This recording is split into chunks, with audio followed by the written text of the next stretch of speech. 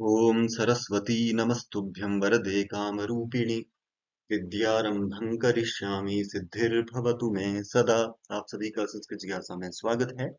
सांख्य कारिका के विषय में चर्चा हो रही है। 6 भागों में हमने 31 कारिकाओं को देख लिया है। 7वें भाग में हम 32 से लेके 42 कारिकाओं को देखेंगे। इनके विषय कौन कौन से हैं? त्रयोदश करण।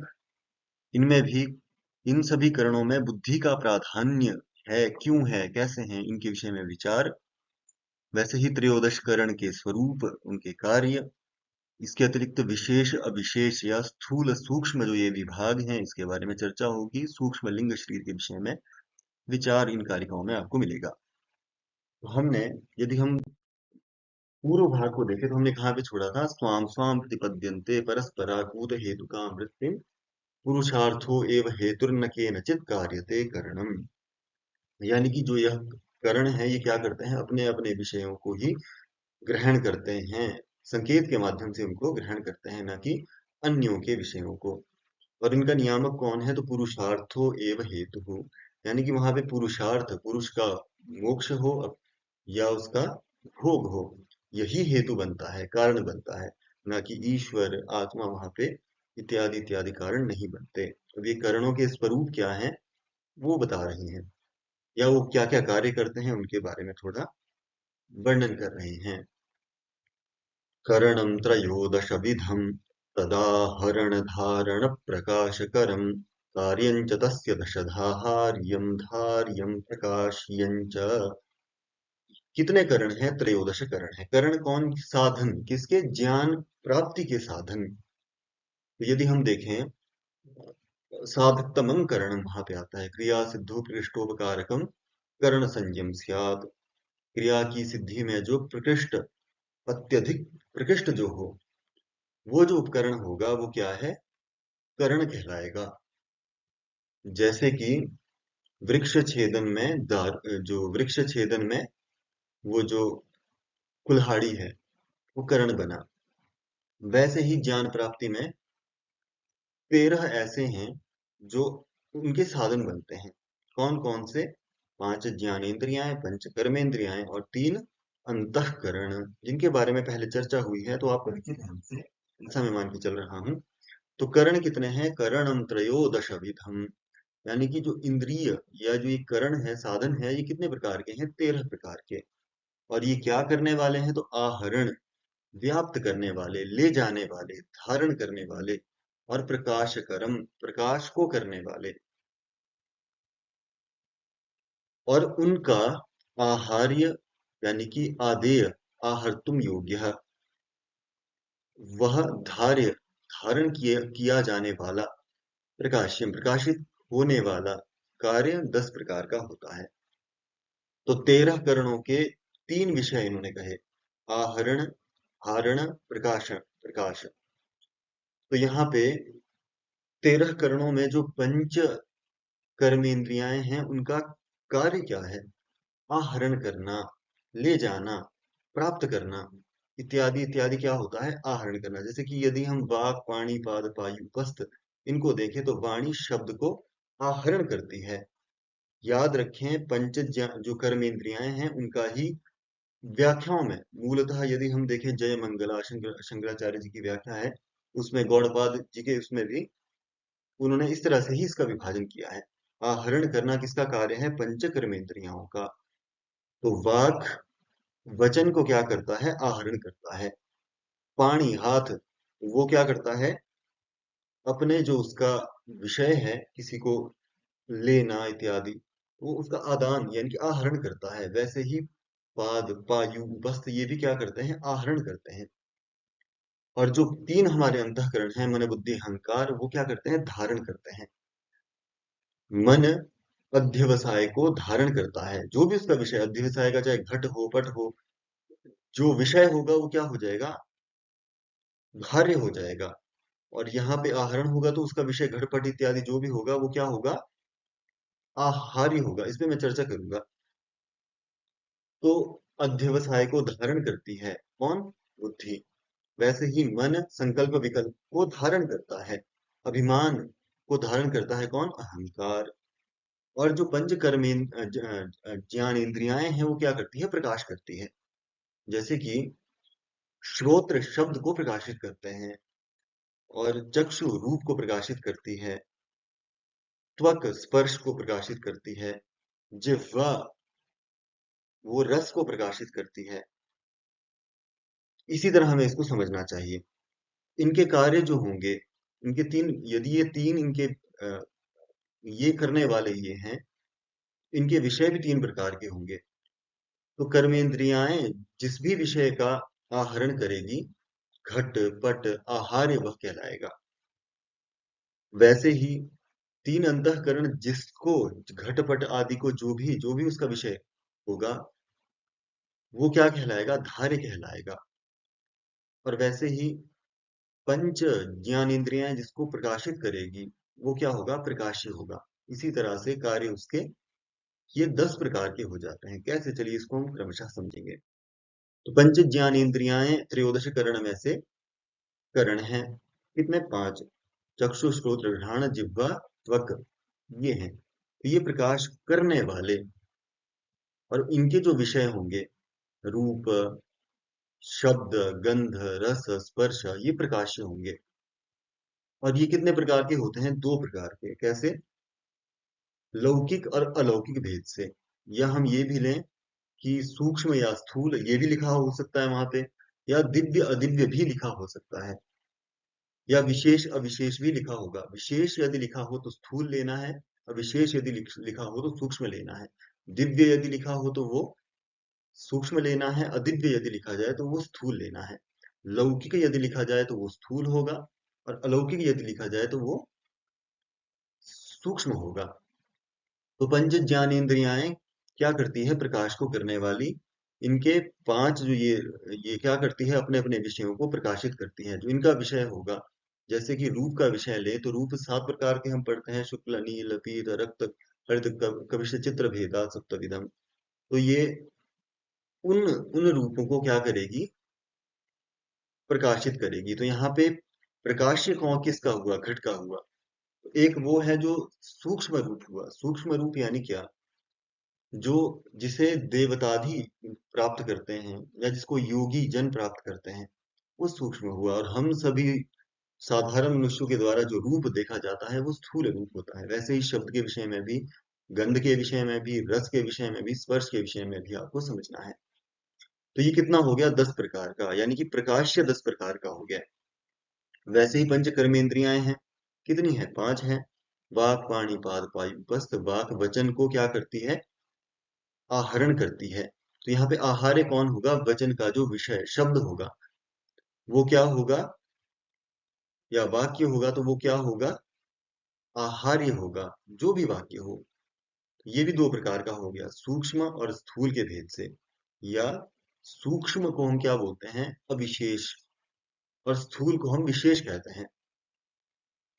तो इस प्रकार से 2 प्रकार का है। आदान भी 2 प्रकार का होगा। वैसे ही विहरण उत्सर्ग आनंद, आहरण करने वाली ये इंद्रियां हुई। इनके जो विषय होंगे वो आहार्य होंगे। और ये कितने प्रकार के हैं? 10 प्रकार के। जिस तरह से हम यहाँ पे स्थूल सूक्ष्म के भेद से देख रहे हैं, ये हो गए 10 प्रकार के। यहाँ पे एक प्रश्न उठता है कि आपने चलो ये बता दिया कि जो प्रकाश्य था वो 10 प्रकार का है, आपने स्थूल सूक्ष्म उसके भेद दिखाए, जिससे हम समझ गए, क्योंकि यहाँ पे 5 ज्ञान इंद्रियां हैं। वैसे ही पंच कर्म इंद्रियां ये भी 5 हैं। इनके जो विषय हैं उनको यदि स्थूल सूक्ष्म में बांट देंगे तो वो कितने प्रकार के हो जाएंगे? वो भी 10 प्रकार के हो जाएंगे। परंतु अंतःकरण तो 3 ही प्रकार का है। तो धार्य कैसे जो है 10 प्रकार का होगा? इसके विषय में पूर्व में हमने एक कारिका पढ़ी थी, जिसमें अंतःकरण की 2 प्रकार की वृत्ति, सामान्य वृत्ति असामान्य वृत्ति।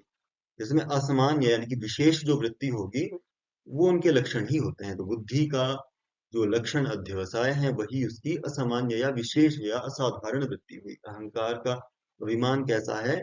विशेष वृत्ति होगी। मन का जो संकल्प लक्षण है वही उसका असामान्य या विशेष वृत्ति होगी। परंतु जो सामान्य वृत्ति है, साधारण वृत्ति है, वो कौन है? प्राणादि पंचवायु। कौन कौन सी है? प्राण अपान व्यान उदान और समान। ये 5, इनके विषय में हमने वेदांत सार में भी कुछ प्रतीत पढ़ा होगा। प्राण क्या है? प्रागमनवान नासाग्र स्थानवर्ती, यानी कि नासिका के अग्र भाग में जो रहने वाली और जो ऊपर की ओर ले जाना जिसका स्वभाव हो, जैसे कि श्वास को लेने वाली जो वायु कौन सी हुई, प्राणवायु होती है। वैसे ही अपान को लें तो अपानो नामा वागमनवान पायवादि स्थानवर्ती, गुदा आदि स्थानों पे रहने वाली जो वायु है, गुदा उपस्थ, तो नाभि से नीचे की ओर ले जाना जिसका स्वभाव हो, वो अपान वायु है। तो मल को त्याग करना, शुक्राणुओं को रज को जो है नीचे की ओर ले जाना, ये सभी कार्य किसके हैं, अपान वायु के होते हैं। वैसे ही उदान को लें तो उदानो नाम कंठस्थानीय ऊर्ध्व गमनवान उत्क्रमण वायु, यानी कि मृत्यु काल में शरीर से उत्क्रमण करने वाली जो वायु होती है, उसको हम कौन सी वायु बोलते हैं, उदान वायु बोलते हैं। कहाँ रहती है, कंठ में रहती है और ऊपर की ओर जाना जिसका स्वभाव होता है। वैसे ही व्यान को लें, व्यानो नाम विश्वगमनवान अखिल शरीर भक्ति, यानी कि सारे शरीर में जो विद्यमान वायु होती है और सभी और गमन कर सकती है, व्यान। ऐसे ही समान क्या है, समानो नाम शरीर मध्य गता शिता पीतान्नादि समीकरण करः, यानी शरीर के अंदर में जो खाए पिए हुए अन्न जल आदि चीज होती है उनका समीकरण करने वाली वायु, वो कौन सी है, समान वायु कहलाती है। तो यही पांच वायु क्या है, इन अंतःकरण की सामान्य वृत्ति होती है। अब यही पांच वायु क्या करती है, पांच अलग अलग शरीरों को उत्पन्न करती है, पार्थिव। वैसे ही जल को देखें तो वो इसके विषय में, तेजस को देखें, वायवीय आकाशीय देखें, इन सभी को क्या करती है, इनसे मिलके ही ये पांच शरीर बनते हैं, जैसे हमें इनका पता भी है। तो वैसे ही हम यदि पार्थिव शरीर को देखेंगे तो पार्थिव शरीर में क्या क्या विद्यमान रहता है, तो रूप रस गंध स्पर्श पांचों ही हम देखते हैं, इसमें गंध की प्रधानता होती है, ये भी हम सभी जानते हैं। इन भेदों से ये क्या हो जाते हैं, 10 प्रकार के हो जाते हैं, लौकिक अलौकिक या स्थूल सूक्ष्म, या इस तरह से यदि इसका भेद करें हम तो क्या हो जाएगा, ये 10 प्रकार के धारे निकल के आ जाते हैं। तो यदि हम देखें तो जो जो बुद्धि है वो किसका अध्यवसाय करेगी, गंध, जो लौकिक है वो किसका, लौकिक गंध का। वैसे ही अलौकिक गंध को वो धार क्या करेगी, अध्यवसाय करेगी, निश्चित करेगी। वैसे ही रस का, वैसे ही रूप का, स्पर्श का, शब्द शब्द का, इसी तरह अहंकार को भी देखे तो इनका ही अभिमान करेगा, इनका ही धारण करेगा, इनको ही धारण करेगा। और वैसे ही अ, अंतिम जो हमारे पास शेष है, मन, वो भी इन्हीं सभी का संकल्प करता है। तो इस तरह से तीनों, यानी कि आहार्य, धार्य और प्रकाश्य, ये क्या हो जाते हैं, 10 10, यानी कि 10 10 10 प्रकार के, 30 प्रकार के ये हो जाते हैं। दशधा, यानी कि प्रत्येक 10 प्रकार का होगा। कार्यम च तस्य दशधा, यानी कि वाक आदि जो कर्मेंद्रियां हैं वो अपने अपने विषयों का आहरण करती है, अपने अपने व्यापार या कार्य से उन्हें व्याप्त करती है। वो क्या होंगे, आहार्य होंगे, जो दिव्य अदिव्य भेद से, यानी कि जो देवों के द्वारा भोग्य हैं या योगियों के द्वारा जो भोग्य हैं वो, और जो अदिव्य यानी कि हमारे मनुष्यों के द्वारा, मानवों के द्वारा भोग्य हैं। इस तरह से 10। वैसे ही पंच कर्मेंद्रियां भी क्या हो जाएगी, दिव्य और अदिव्य भेद से 5 प्रकार की हो जाएगी। और चक्षु आदि 5 इंद्रियां भी दिव्य अदिव्य विषयों को जानने के कारण प्रकाश कितने प्रकार का हो जाएगा, 10 प्रकार का हो जाएगा। और वैसे ही अंतःकरण भी कितने का हो जाएगा, 10 प्रकार का हो जाता है। इस तरह से इनको समझना चाहिए। अगली कारिका को देखते हैं। बाह्याभ्यंतर करण विभाग, अंतःकरणं त्रिविधं दशधा बाह्यं, त्रयस्य विषयाख्यं सांप्रत कालम बाह्यम त्रिकालमाभ्यंतरं करणम, यानी कि अंतःकरण 3 प्रकार का होता है। कौन कौन सा, मन बुद्धि और अहंकार भी 3 प्रकार का हुआ। त्रयस्य विषयाख्यम, त्रिविध अंतःकरण के विषय को प्रदान करने वाला बाहरी करण, यानी कि जो बाह्य करण है, बाह्य इंद्रियां हैं, वो दशदा 10 प्रकार की होती है। और बाहरी करण जो इंद्रिय है वो सांप्रत कालम, वर्तमान में ही विषय को ग्रहण करने वाली होती है। किंतु आभ्यंतर यानी कि भीतरी जो करण होता है वो तीनों कालों के विषयों को ग्रहण करने वाला होता है। तो इसको साधारण, बिल्कुल साधारण है, इसको आप आराम से समझ गए होंगे। क्या कहना चाह रहा है, अंतःकरणम जो ये अंतःकरण है वो कितने प्रकार के थे? 3 प्रकार के थे। कौन-कौन से? मन, बुद्धि, अहंकार। और इनके लिए विषय कौन ला के देता है? यानी कि मन को विषय कौन ला के देगा? तो ये पंच ज्ञानेंद्रियाएं और पंच कर्मेंद्रियाएं ही इनको विषय ला के देंगे। तो त्रयस्य विषयाख्यम, यानी कि तीनों के जो विषय हैं वो कौन दे रहा है? बाह्यकरण ही उन विषयों को इनको प्रदान कर रहा है। जैसे कि पंच ज्ञानेंद्रियों के हमने देखे, श्रोत्र शब्द से उसका संबंध है, शब्द उसका विषय हुआ। तो वह क्या करेगा? वो उस शब्द को लेके अ, मन के पास उसको भेजेगा। मन क्या करेगा? उसके विषय में संकल्प और विकल्प करेगा। मैं इस शब्द को जानता हूँ, मैं इस शब्द को जानूंगा, इत्यादि इत्यादि। इसमें क्या करेगा? वो संकल्प विकल्प करेगा।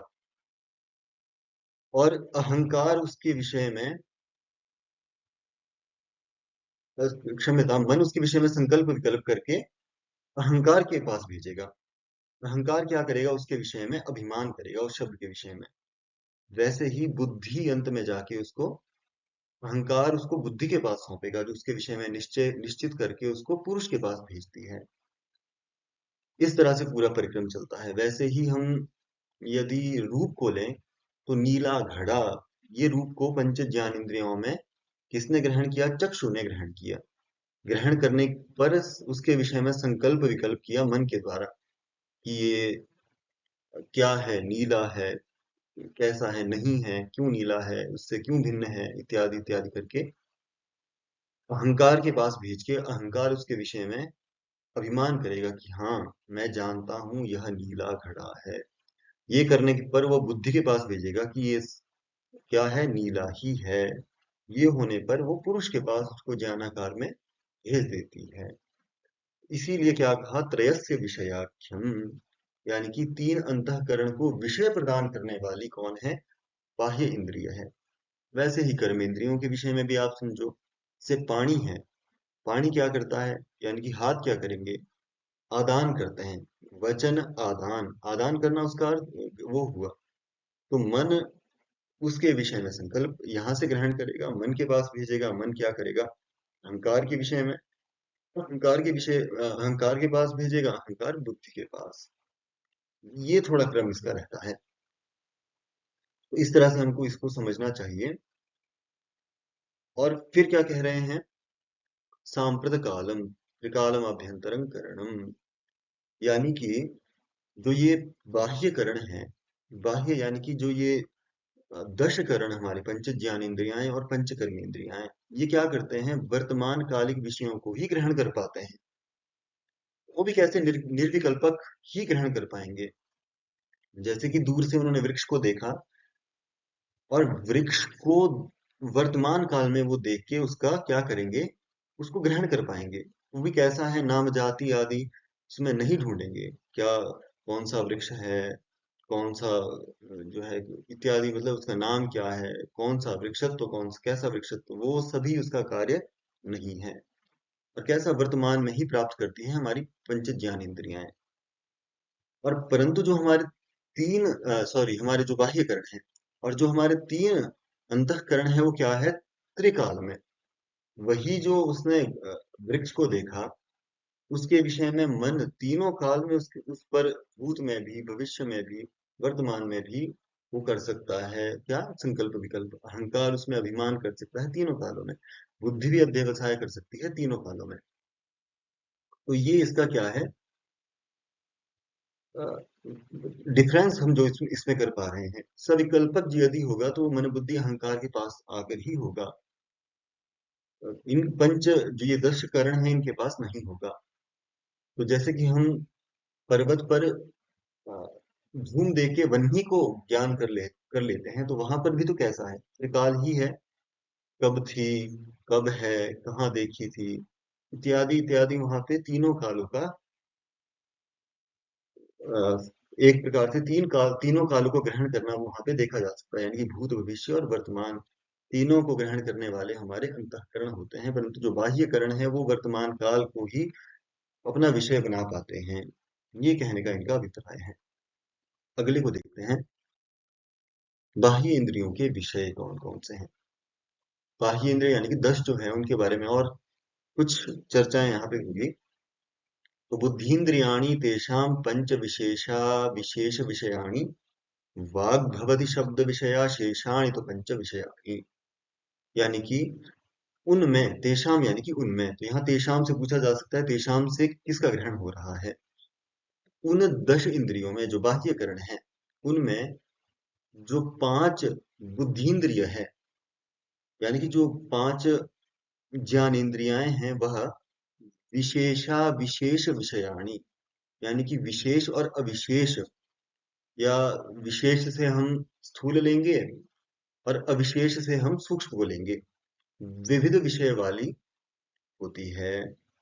जिनमें भी वाक जो इंद्रिय है, वाणी इंद्रिय, वो कैसी होती है? शब्द विषया ही होती है, यानी कि स्थूल शब्द स्वरूप विषय वाली ही होती है। और शेषाणी, उसके इतर जो कर्मेंद्रिय कर्मेंद्रियां बचेगी, पाणिपाद पायु उपस्थ, वो पंच विषयाणी यानी कि शब्द स्पर्श रूप रस गंध, इन पांचों विषयों वाली होती है।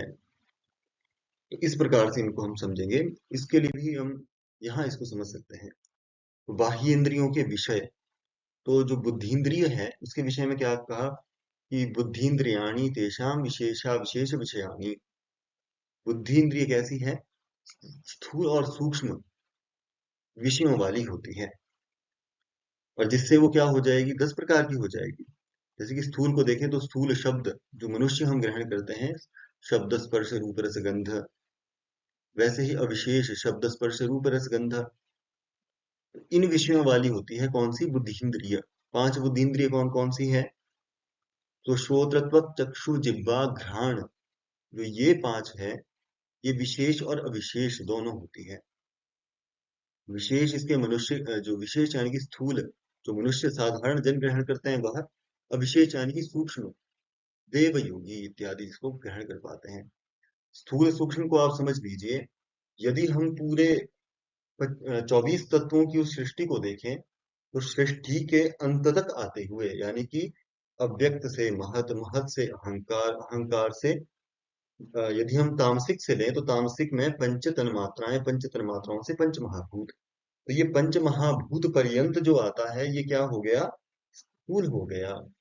जैसे जैसे आप ऊपर की ओर जाते जाएंगे, पंच महाभूतों से पंच तन्मात्राओं की ओर, पंच तन्मात्राओं से अहंकार की ओर, अहंकार से मन की ओर, अहंकार से क्षमता, अहंकार से महत की ओर, और महत से अहंकार अव्यक्त की ओर, तो ये क्या हो जाएगा? सूक्ष्म होता चला जाता है।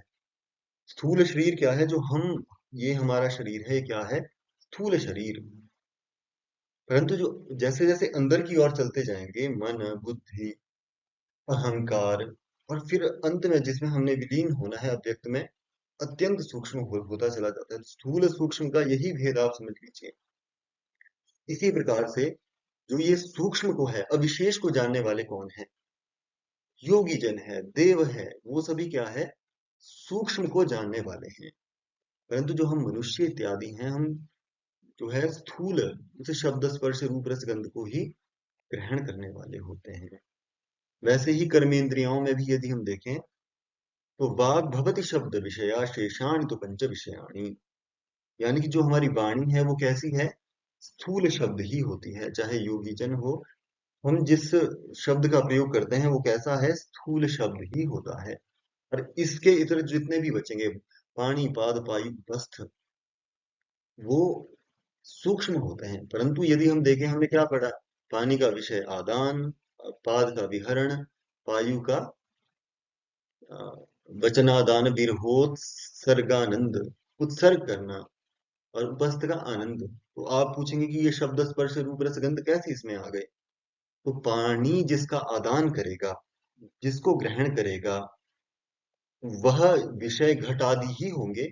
और वो घटादि विषय किससे बने हैं? पृथ्वी। पृथ्वी में क्या है? शब्द स्पर्श रूप रस गंध, ये पांचों रहते हैं। और घट में भी ये पांचों होंगे, शब्द स्पर्श रूप रस गंध उसमें विद्यमान रहेंगे।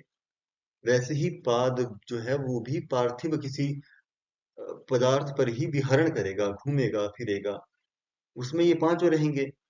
वैसे ही पायु है, पायु यानी कि जो हमारी अ, निकाशी की जो इंद्रिय है, मतलब मूत्रादि जहां से निकाले जाएं, तो वो पायु क्या करता है, मल जहां से निकाला जाए, वो क्या करता है, इन पांचों से युक्त शब्द स्पर्श रूप रस गंध, इनका ही क्या कर पाता है, उत्सर्ग, इनको निकाल पाता है।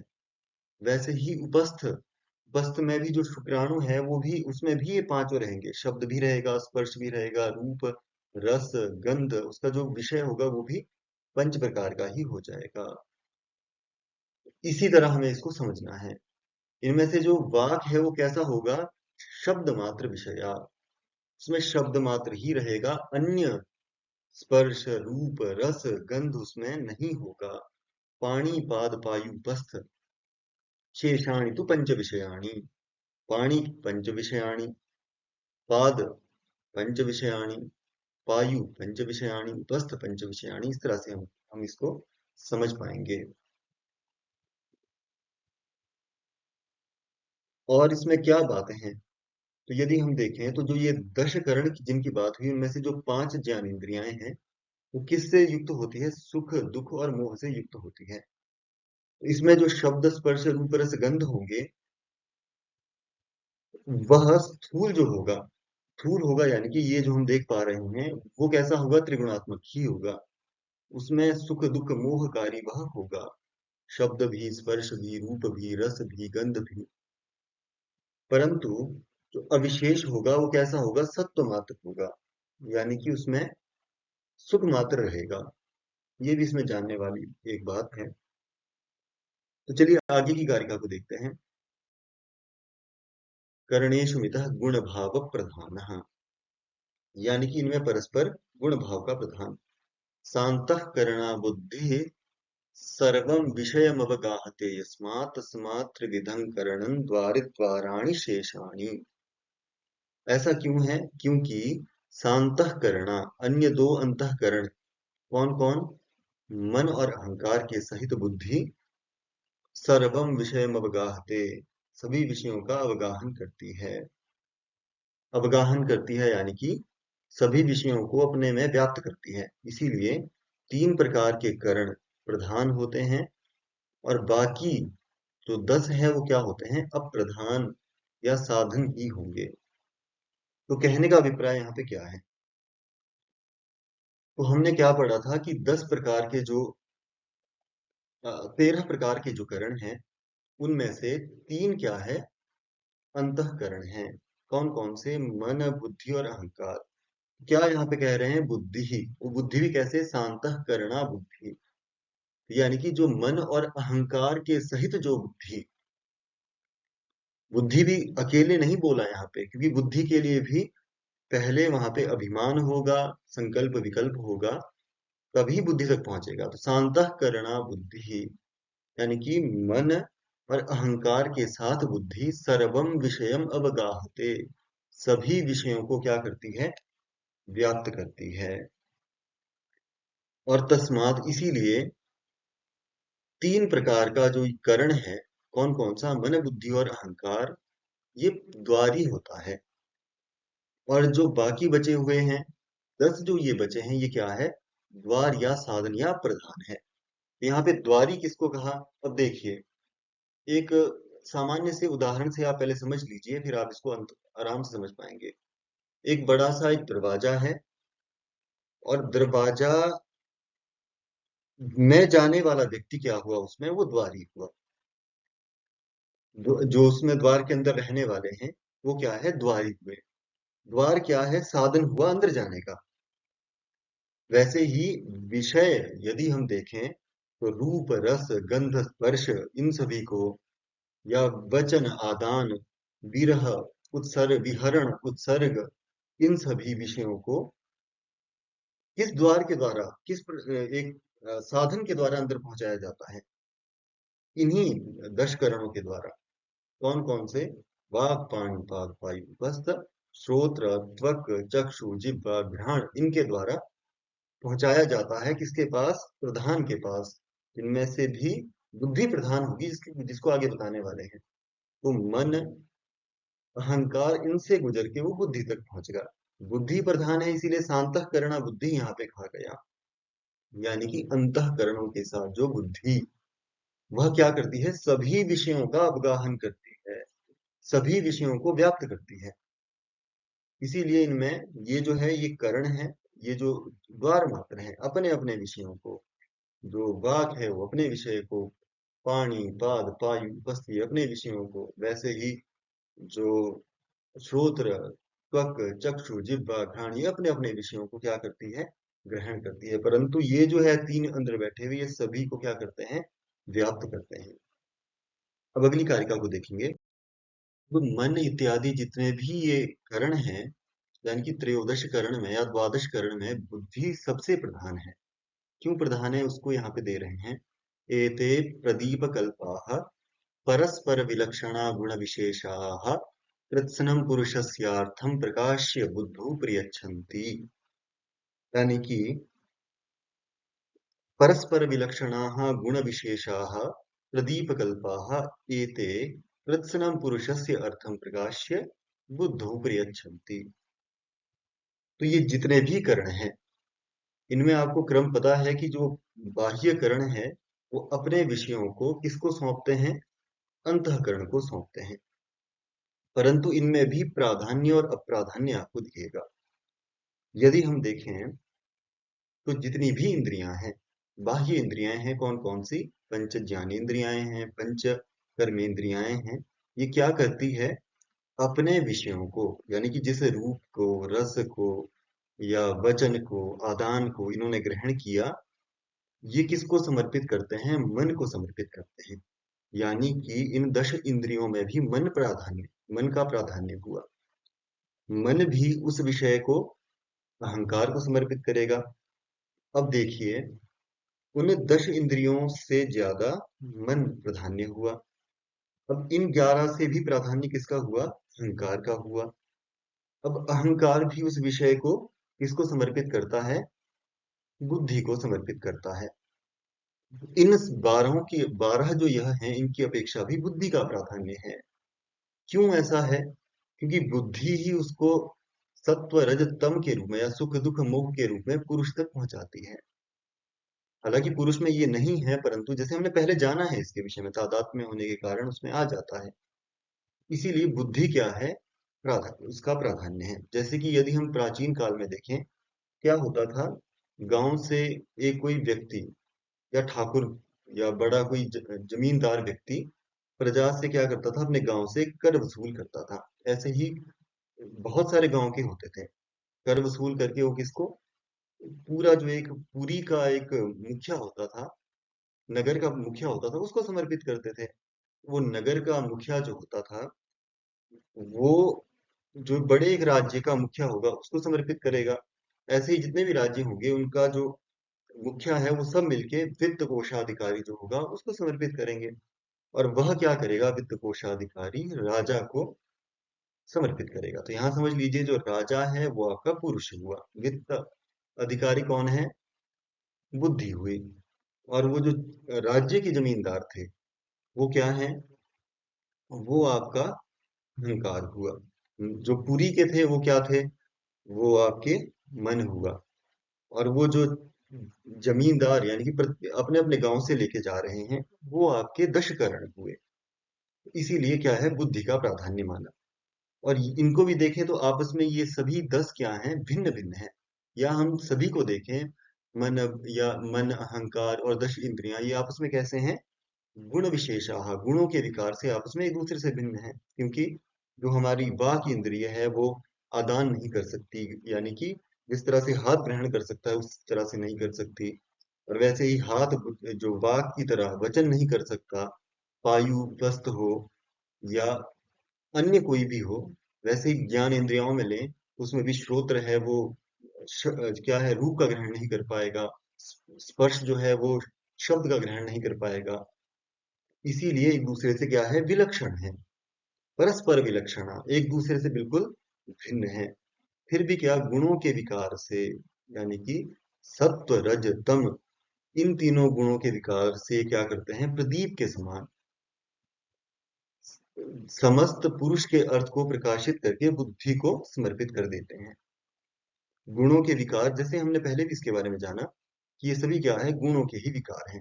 तो सुख दुख मोह के रूप में जो ये सभी हमारे द्वादश करण हैं, ये क्या करेंगे, सुख दुख मोह के रूप में अ, ये क्या करेंगे, ये बुद्धि को सौंप देंगे। बुद्धि को सौंप देंगे, परंतु ये कैसे हैं, आपस में दीपक के समान कार्य करते हैं। जैसे कि एक दीपक को देखें तो दीपक में अ, तेल, रुई या बाती और अग्नि परस्पर क्या है, एक दूसरे से भिन्न है, परंतु परंतु फिर भी क्या करते हैं, घटपट आदि विषयों को मिलकर प्रकाशित करते हैं। वैसे ही जो ये करण है, एक दूसरे से भिन्न होते हुए भी पुरुष के अर्थ को प्रकाशित करके किसको, बुद्धि को सौंप देते हैं, समर्पित कर देते हैं।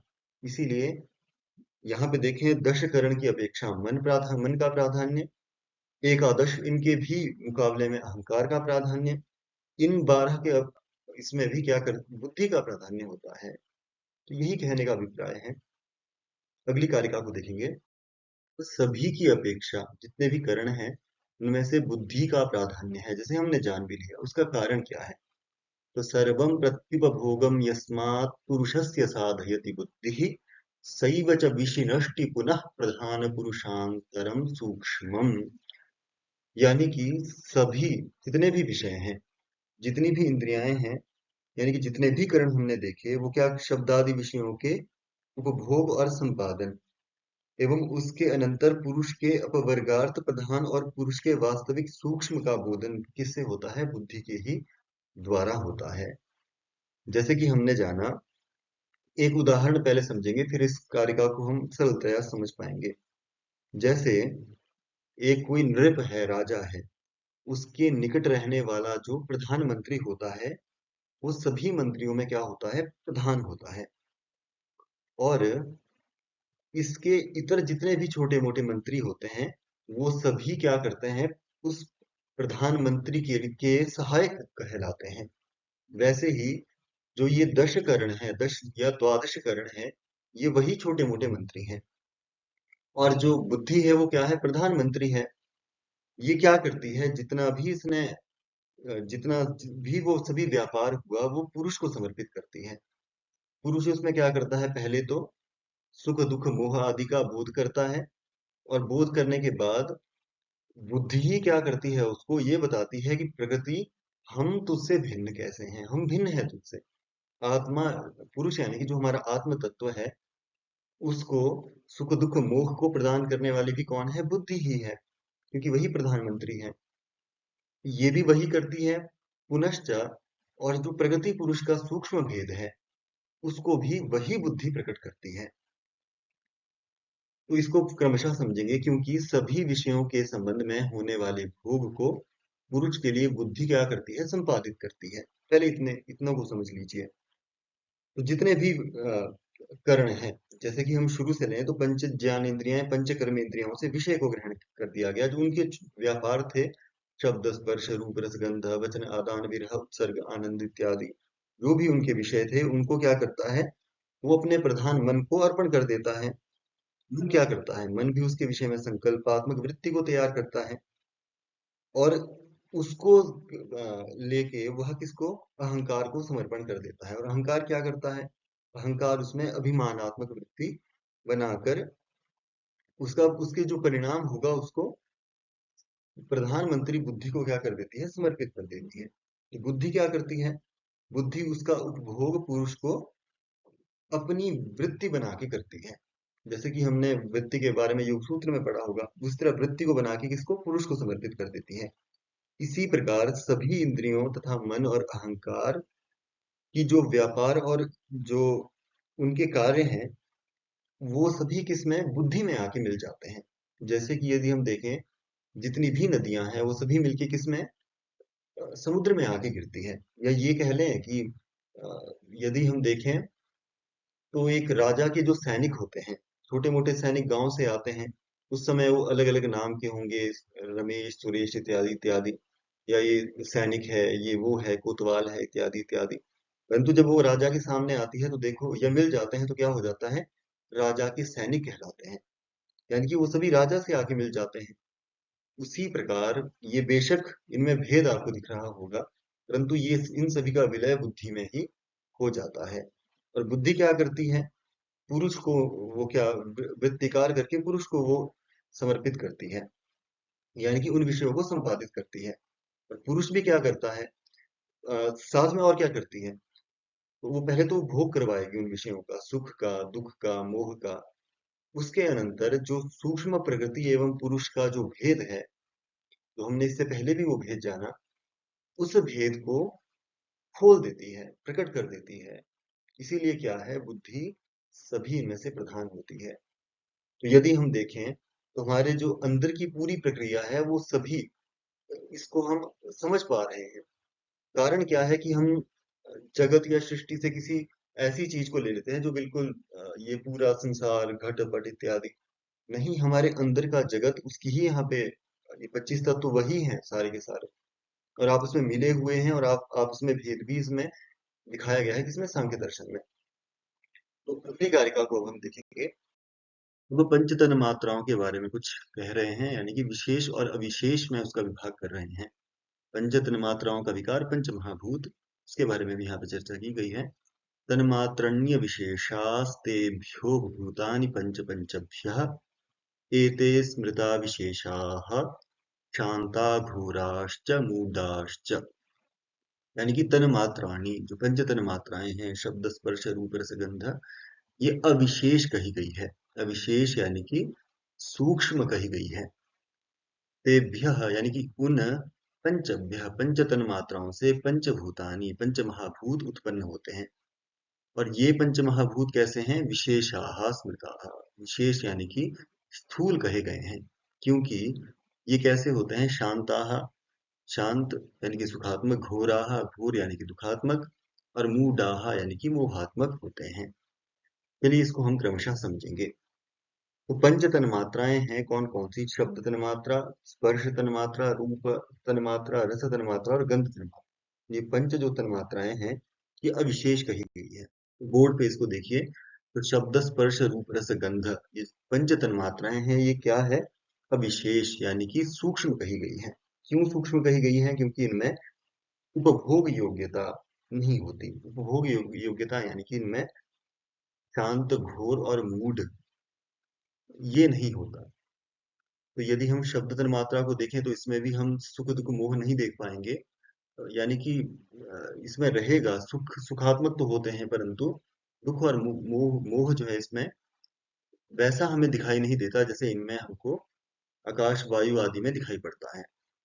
वैसे ही रस और गंध में भी हमें ये नहीं दिखाई देता। यानी कि इनमें उपभोग योग्यता नहीं होने के कारण कारण इनको अविशेष या सूक्ष्म कहा गया है।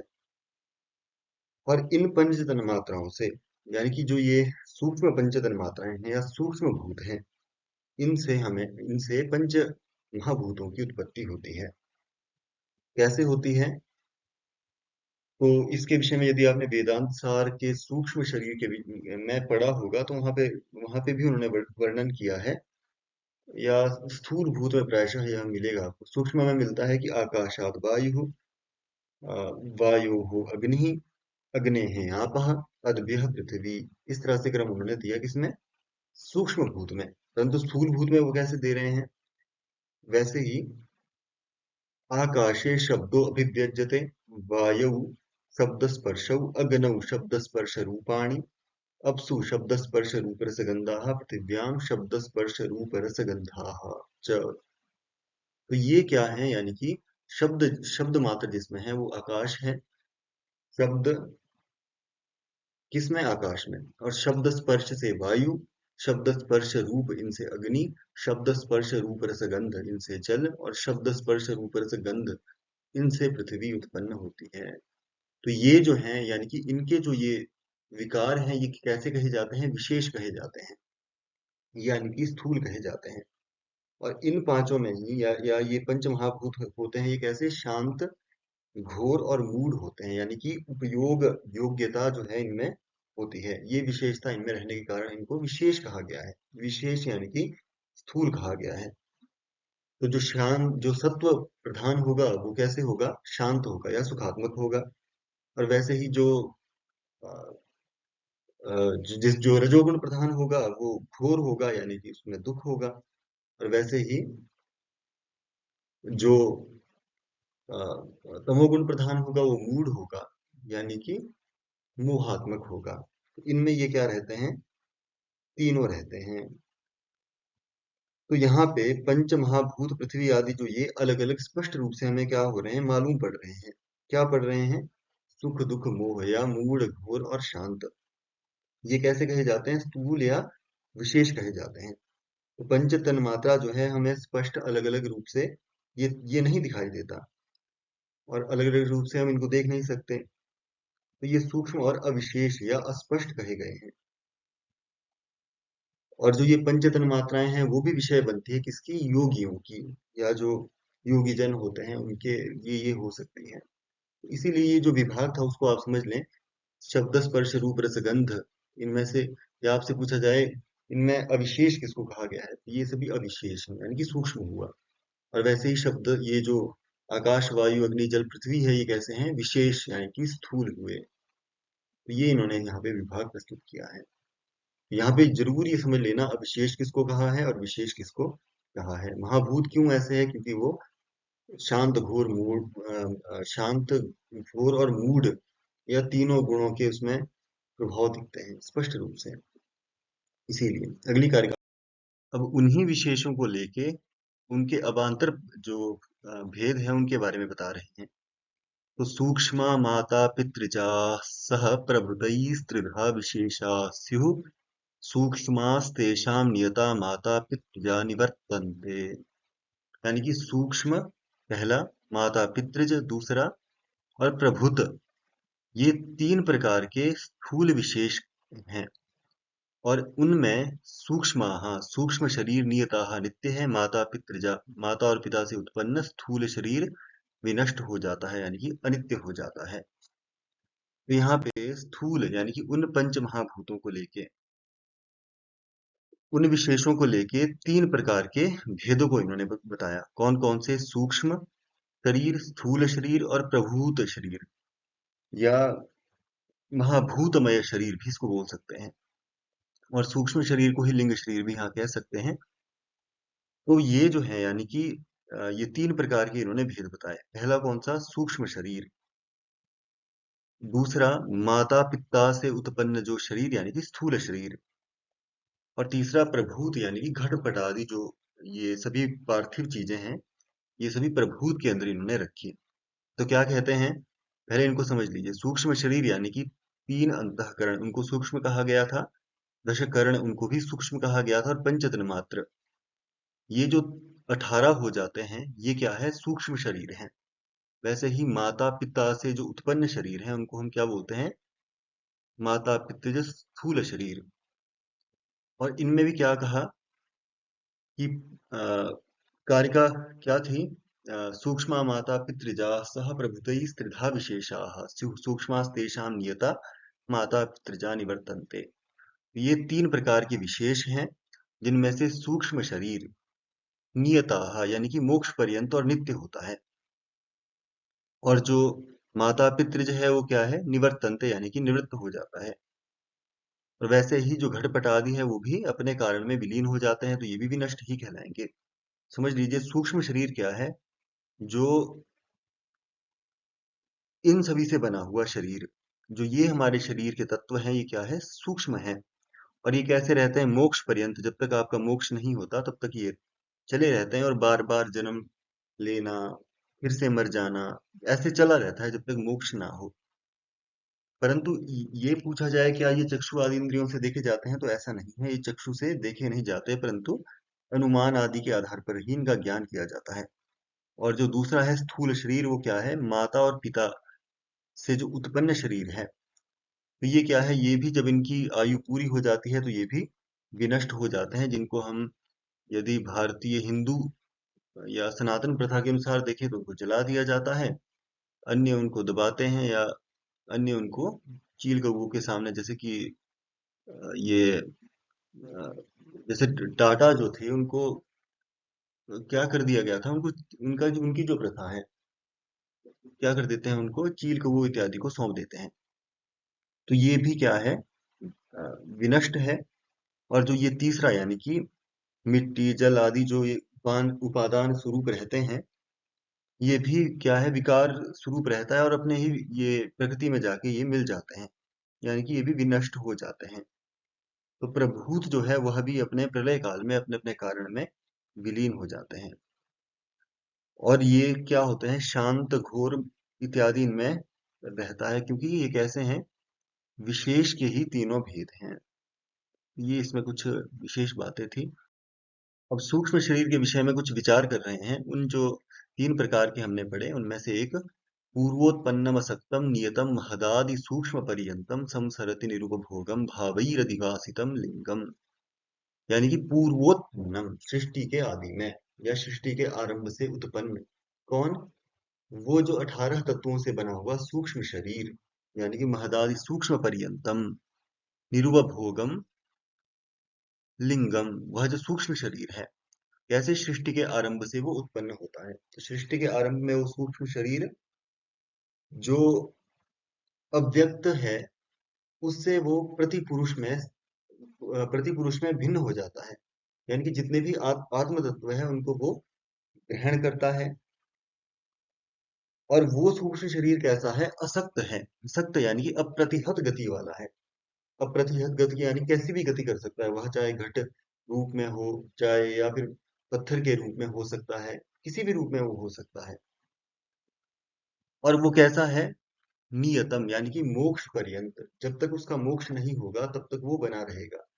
मोक्ष किसका होगा, मोक्ष उसका ही होता है जो हमने पूर्व में भी जाना, जो सूक्ष्म शरीर है मोक्ष उसका ही होगा। और महदादि सूक्ष्म पर्यंतम, महतत्व से लेकर सूक्ष्म तन मात्राएं, यानी कि जो पंच ज्ञान इंद्रियां, पंच कर्म इंद्रियां, पंच तन मात्रा और मन बुद्धि अहंकार, इन तत्वों से वो बना होता है। और इन तत्वों में भी एक तत्व है कौन, बुद्धि। बुद्धि में के धर्म कौन कौन से है, धर्म अधर्म, धर्म अधर्म, ज्ञान अज्ञान, वैराग्य अवैराग्य, ऐश्वर्य अनैश्वर्य उसमें होते हैं। तो वो जो सूक्ष्म शरीर है वो क्या करता है, वो तो कैसा है, खुद भोग रहित है। कैसा है, भोग रहित है, यानी कि उसमें तो भोग नहीं है, परंतु धर्मादि भावों से वो क्या होता है, संस्कृत होता है, यानी कि धर्म अधर्म उसमें बने रहते हैं। यानी कि जिस तरह से हम देखें, केवड़ा इत्यादि इत्यादि पुष्पों से हम पुष्पसार या परफ्यूम तैयार करते हैं। और वो परफ्यूम यदि हम कपड़े पे छिड़के हैं तो जो उसमें खुशबू है वही हमारे कपड़ों में भी आ जाती है। उसी प्रकार जिस भी स्थूल शरीर को वो धारण करेगा, या जिस भी दूसरे, क्षम्यताम, स्थूल नहीं, को वो शरीर को वो ग्रहण करेगा, उसमें भी जो पूर्व के धर्म अधर्म बने हुए हैं वो उसमें भी आ जाते हैं। इसी कारण हम देखें संसार में पशु पक्षी कीट पतंग आदि जो ये योनियां हैं, ये क्या करती है, इन शरीरों में हम समझ सकते हैं। तो ये स्थूल शरीरों को वो धारण करना पड़ता है। क्यों करना पड़ता है, भोग के लिए। खुद कैसा है, वो भोग रहित है, परंतु स्थूल शरीर के रूप में उसमें जो पूर्व धर्म अधर्म थे उन भावों को वो क्या बनाए रखता है, उससे संस्कृत रहता है। वो सूक्ष्म शरीर क्या करता है, उस स्थूल शरीर के जरिए गमनागमन करता रहता है। या हम ये कह सकते हैं कि सूक्ष्म शरीर भोगों को नहीं भोग सकता, परंतु सूक्ष्म शरीर को, नाना स्थूल शरीर को धारण करना पड़ता है। स्थूल शरीर के बारे में हमने जान लिया है। उनको धारण करना पड़ता है, तो उसके रूप में वो कभी अन्य अन्य योनियों में होता है, कीट बनेगा, पतंग बनेगा, मनुष्य बनेगा, हाथी बनेगा, अलग अलग उनको धारण करना पड़ता है। उसमें धर्माधर्म जो पहले के हैं वो वैसे के वैसे ही बने रहते हैं। और वो कब तक चलेगा, लिंगम, जब तक प्रलय काल रहेगा तब तक वो गमनागमन करता रहता है। हालांकि उसमें कैसा है, वो निरुपभोग, भोग रहित है, परंतु जो धर्माधर्म का जो वो एक कॉन्सेप्ट है, जो उसके बुद्धि महत के जो वो सभी धर्म हैं, इनके कारण क्या होगा, वो स्थूल शरीर को धारण करके वो बार बार अपने अन्य अन्य रूपों को धारण करता रहता है। कब तक, जैसे हमने पूर्व में पढ़ा, जब तक उसका मोक्ष नहीं हो जाता। मोक्ष पर्यंत वो क्या रहता है, स्थायी रहता है। इस भाव को यहाँ पे इन्होंने रखा गया है। अगले को देखते हैं। अब उस सूक्ष्म शरीर को या उस लिंग शरीर को, लिंग यानी कि जो प्रलय काल तक बना रहता है, लयनात् लिंग, यानी कि लय तक बना रहेगा, उस शरीर को स्थूल शरीर की अपेक्षा रहती है। कैसे रहती है, चित्रम यथाश्चर्यमृते स्थाण्वादिभ्यो विना यथाच्छाया तद्वद विना विशेषैर्न तिष्ठति निराशयम लिंगम। जैसे चित्र आश्रय के बिना, आधार के बिना नहीं रह सकता, और जो छाया है वो किसके बिना नहीं रह सकती?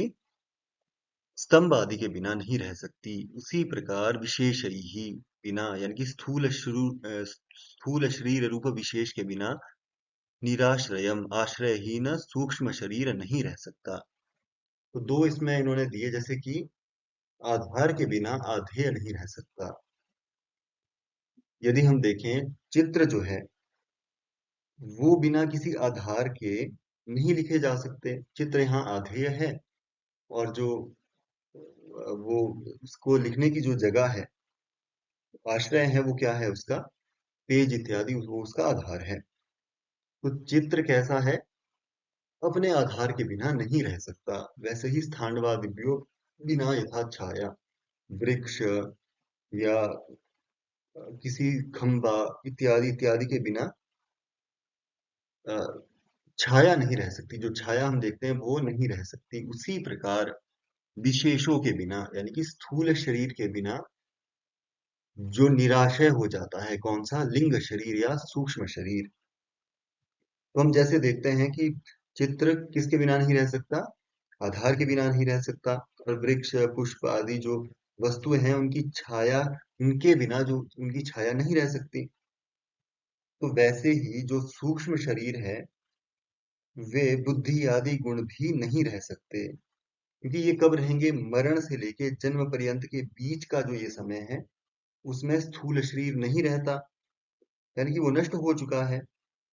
उसके बीच में वो कैसा हो जाता है? निराधार हो जाता है, उसका कोई भी आधार नहीं होता। तो ये मन, बुद्धि, अहंकार, दश इंद्रियां, तन मात्राएं, इनको किसी स्थूल तत्व की आवश्यकता होती है। तो वही स्थूल शरीर अपने धर्माधर्म इत्यादि जो उसने कर्म किए हैं, उसके उपभोग के लिए वो क्या करता है? नाना योनियों में जाके जन्म लेता है, और फिर वो मरण होता है, फिर जन्म लेता है। तो इसीलिए वो स्थूल शरीरों को धारण करता रहता है, उसको छोड़ता रहता है। तो यही तत्व इसमें रखा गया, यानी कि ये जो सूक्ष्म शरीर का आधार कौन है?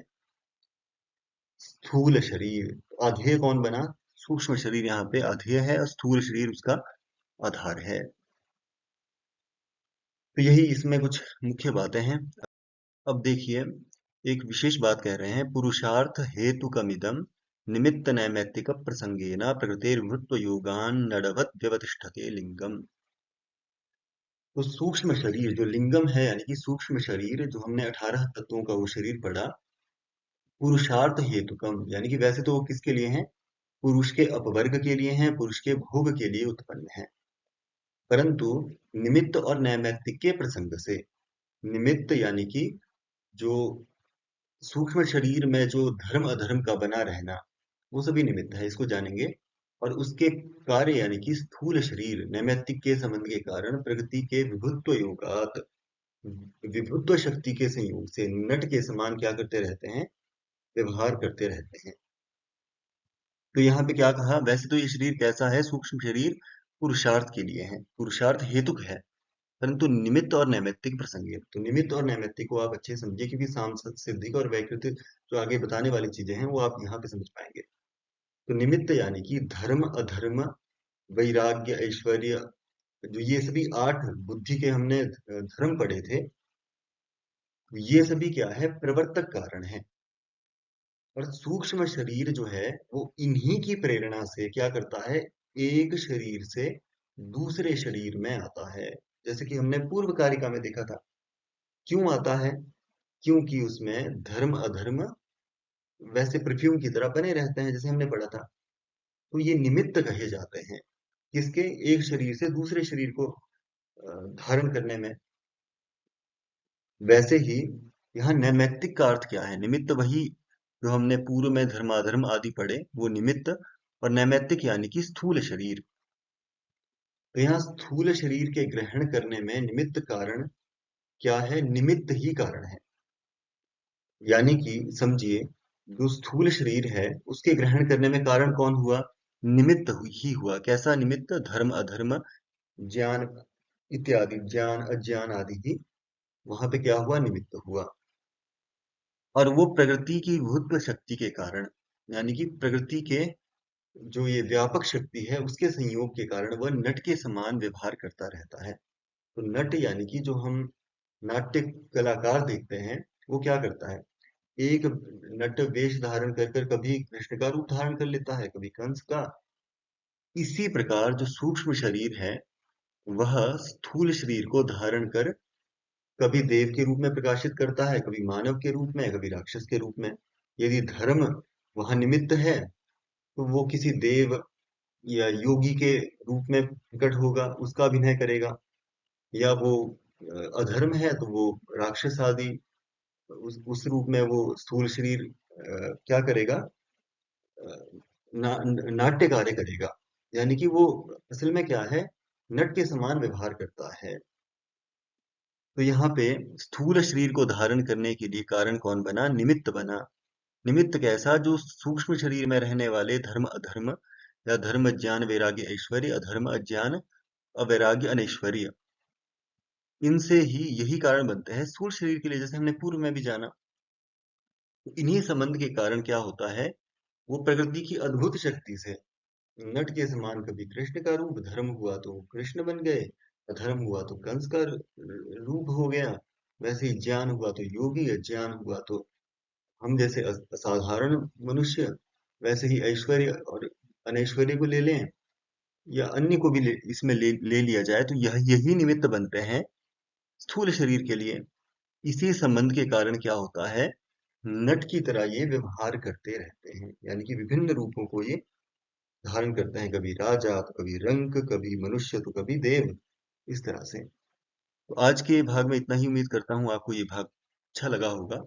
और यदि आपको किसी भी विषय को लेके कोई चिंतन है, कोई विचार है, तो आप जरूर उसको सूचित करें। और जो विषय आपको लगता है कि अ, इसमें अन्य क्या क्या चीजें हो सकती है, वो भी आप हमें जरूर सूचित करें। मिलते हैं अगले भाग में, तब तक के लिए धन्यवाद।